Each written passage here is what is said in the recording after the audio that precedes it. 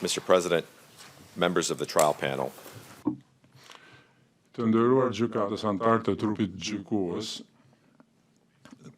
të mërkurën e kaluar dëgjuat mbrojtjen e Thacit që bëri disa parashtrime që kanë të bëjnë me aspekte të themelore të çdo gjykimi për krime lufte ku përfshihen ushtar udhëheqës ligjor. Ku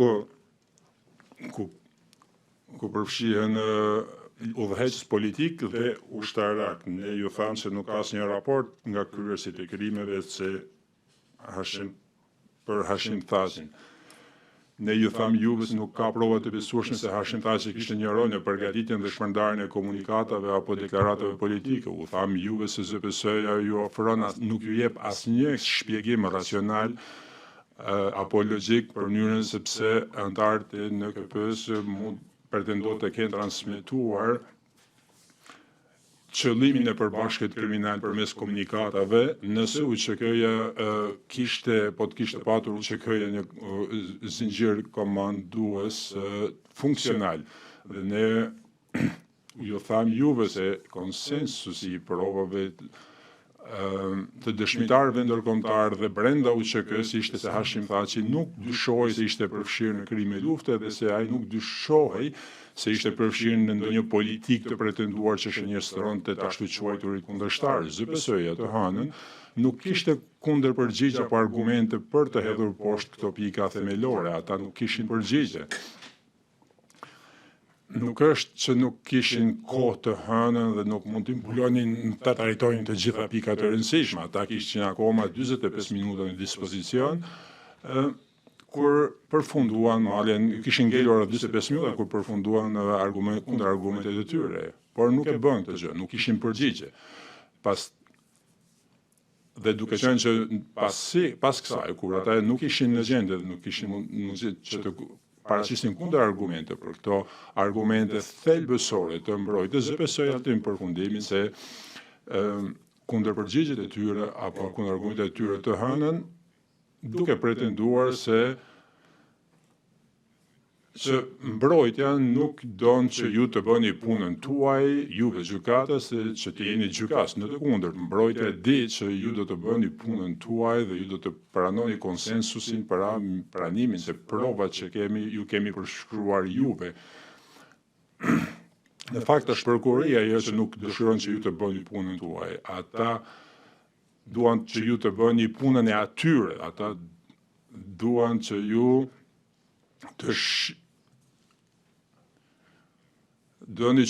ata dëshirojnë që ju të gjeni prova që ata nuk mu arritën të gjenin, por si që thash të hënën, paneli në gjykimin Mustafa ishte i qartë. Bara e provës mbi ZPS-n dhe vetëm mbi ZPS-n dhe ata dështuan në këtë. Mentori më mësoi mua para shumë kohësh se mëkati më i madh në një gjykim është që të premtohet më tepër se sa mund të paraqitet dhe ZPS-ja ka bërë këtë mëkat të madh të pafalshëm për anë në këtë gjykim. Ata kanë premtuar fishek zjarre, spektakël, por kanë paraqitur asgjë. Dhe kjo ka ndodhur edhe të hënën. Ju e dëgjuat të refrenin e tyre. Ata thanë që do ta bënin këtë gjë, por nuk e bën. Duke se ZPS-ja në fund do të jepte një shpjegim të asaj që Hashim Thaci ka thënë apo ka bërë.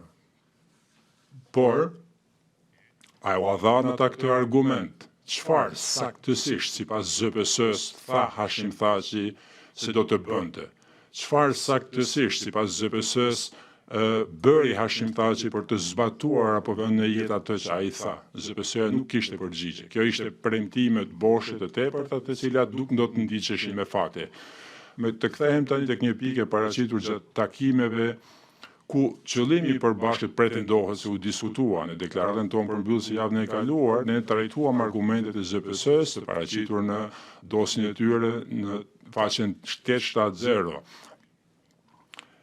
Ju jeni në dieni se sa e vështirë për argumentet e fuqishme të përsëritura të mbrojtjes gjatë gjykimit, se ZPS-ja duhej të paraqiste provat tyre ndaj para dëshmitarëve dhe ju jeni në dieni për përgjigjet se përgjigja mbrojtës ka qenë vazhdimisht ne nuk kemi detyruar të paraqesim provat tona deri në dosjen paraqitjen e dosjes përfundimtare. Pra, momenti i parë ku ne patëm mundësi të shohim provat e tyre dhe pretendimet e tyre ishte dosja përfundimtare dhe trajtuam atë në parashtrimet në deklaratat përmbysëse. Një problem tjetër i madh është mënyra se e paraqitjes së provave dhe argumentimi ligjor i ZPS-s në këtë çështje, duke fshehur provat e tyre deri në dosjen përfundimtare, sepse duke ditur se pala kundër do t'i sulmojë dhe do t'i hedhë poshtë ato prova.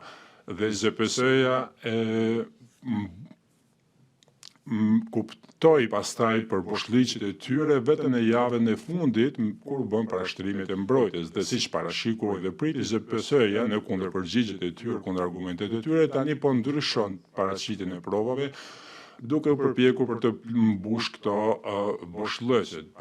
Tani diapozitivi tjetër, për shembull ZPS-ja pretendon në dosjen e tyre se çështja e kundërshtarëve dhe lufta speciale u diskutua në mënyrë të përsëritur në mbledhjet e shtabit të përgjithshëm. Kjo është në paragrafin 75 të dosjes së tyre dhe këtë shihet në diapozitiv. Ne I kemi analizuar po shënimet të mërkurën e kaluar lidhur me dy takimet të 16 gushtit pra dhe të 29 dhjetorit.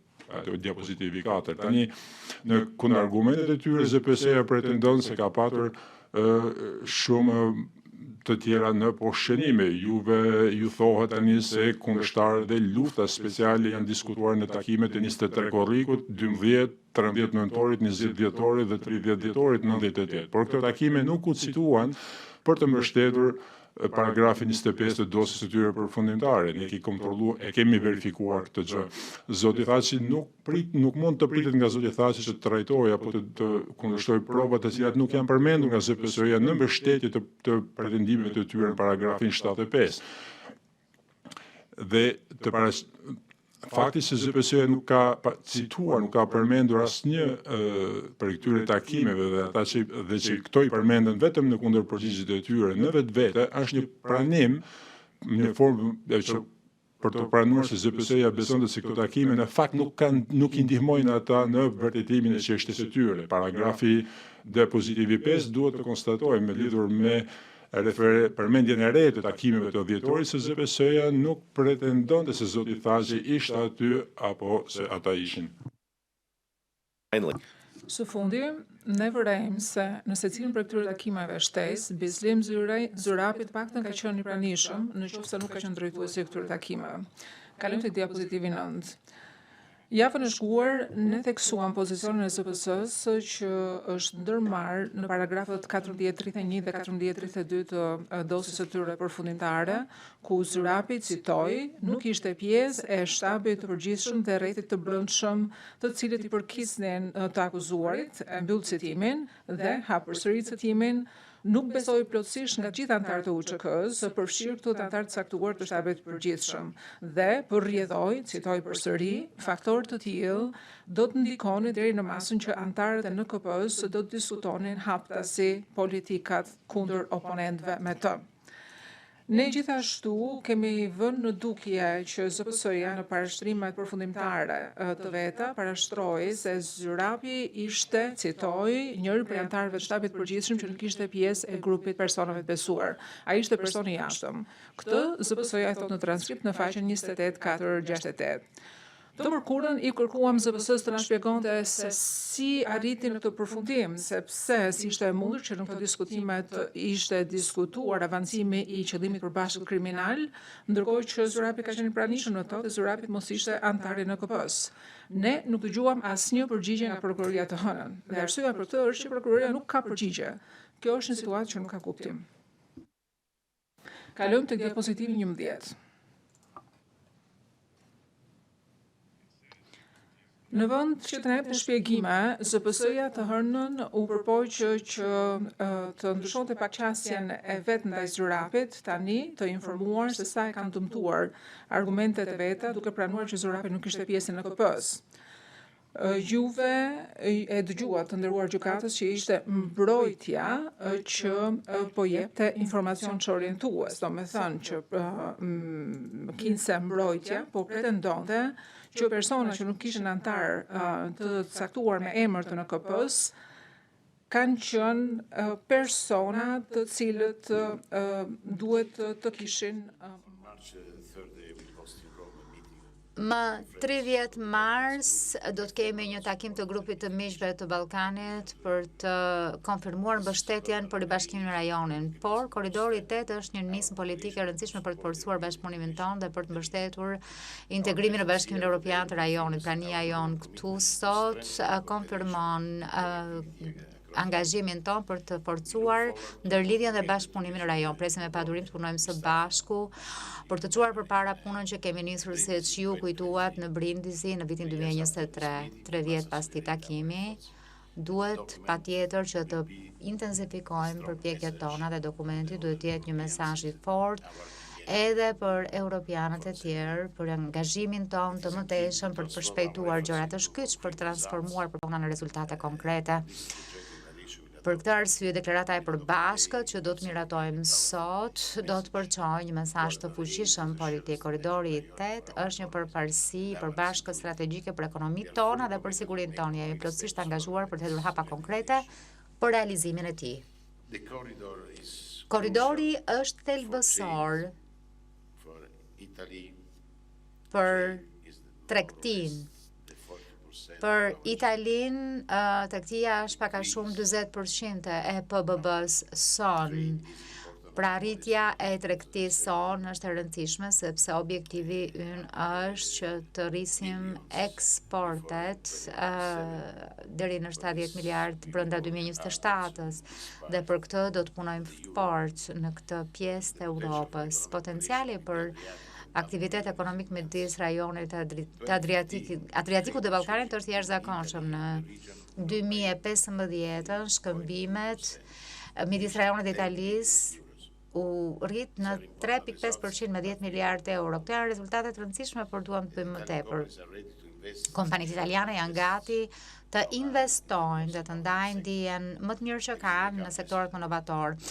Unë kam vizituar vendet e rajonit dhe kemi organizuar natyrisht forume biznesi për të forcuar partneritetin ton dhe do të vazhdojmë ta bëjmë një gjë të tillë. Kjo është përparësi për ne. Është po kështu e rëndësishme që pas ngjarjes shumë të rëndësishme në Washington për lëndët e parakritike të punojmë së bashku edhe në këtë sektor si europian, sepse na duhet të ulem çmimin e lëndëve të para, sepse në këtë moment është Kina që e vendos të çmim në bursë, ndërkohë që interesi ynë për kompanitë tona është që është thelbësore të kemi kosta të ulta apo çmime të ulta, por kjo na kërkon që të punojmë fort, jo vetëm midis nesh, por edhe me Japoninë, me Korenë e Jugut, me amerikanët. Duhet hedhim syt nga Afrika e po kështu edhe nga Amerika e Jugut. Po kështu edhe duke hedhur syt nga Ballkani Perëndimor, sepse te Ballkani Perëndimor është i pasur, është një pjesë e pasur e Europës me lëndë të para. Me Gjermaninë kemi rënë dakord për një nismë përbashkët politike për të nxitur një qasje më të fortë të Europës ndaj lëndëve kritike të para dhe natyrisht korridori 8 luan një rol kyç për të forcuar zinxhirin tonë të furnizimit dhe për të ulur varësitë tona strategjike. Një pikë tjetër e rëndësishme për ne është lidhja midis korridorit të 8 dhe korridorit IMEC. Harta që nis nga India, përmes Izraelit, përmes vendeve të Gjirit, e që kalon përshkon pra detin Mesdhe, mund të funksionoj për të forcuar bashkëpunimin ton në këtë sektor, për të kryqëzuar, pra kryqëzimi këtyre të dy korridorëve, pra këtij korridori dhe korridorit të 8 është në fakt aspekt i rëndësishëm për vendet që janë pjesë e korridoreve europiane. Në fakt, është e rëndësishme që të kemi këtë kombinim ndërkohë që Trieste do të jetë porti, që do të jetë porta e hyrëse jo vetëm për Europën, në Bashkimin Evropian, por edhe në Ballkan. Më 7 mars do të kemi një konferencë të IMEC-ut në Trieste me një pjesëmarrje të fortë të sektorit privat. Në të njëjtën kohë do të kremtojmë edhe 30 vjetorin e sekretariatit të Evropës Qendrore, që është një aktor kyç për të forcuar bashkëpunimin tonë rajonal. Pika e fundit ka të bëjë me sigurinë. Sot më shumë se kur, përfundimi i korridorit të 8 është një objektiv kyç sigurie, sepse ky korridor mund të sigurojë lëvizshmërinë ushtarake përmes detit Adriatike e detit të Zi, që është helbësor për Bashkimin Evropian, por edhe për NATO. Korridori 8 është një instrument i rëndësishëm për të forcuar shtyllën europiane të NATO-s. Në qoftë se duam të jemi më të rëndësishëm, në qoftë se duam të flasim me amerikanët në të njëjtin nivel, na duhet të forcojmë shtyllën e NATO-s, shtyllën europiane të NATO-s. Pra kemi një shtyllë të madhe që është shtylla amerikane, por kemi edhe një shtyllë tjetër të vogël që është shtylla europiane. Për këtë duhet bëjmë më shumë që të jemi mirëfilli shtylla e dytë e organizatës së NATO-s. Dhe për lëvizshmërinë e NATO-s, ky korridor do të jetë super i rëndësishëm.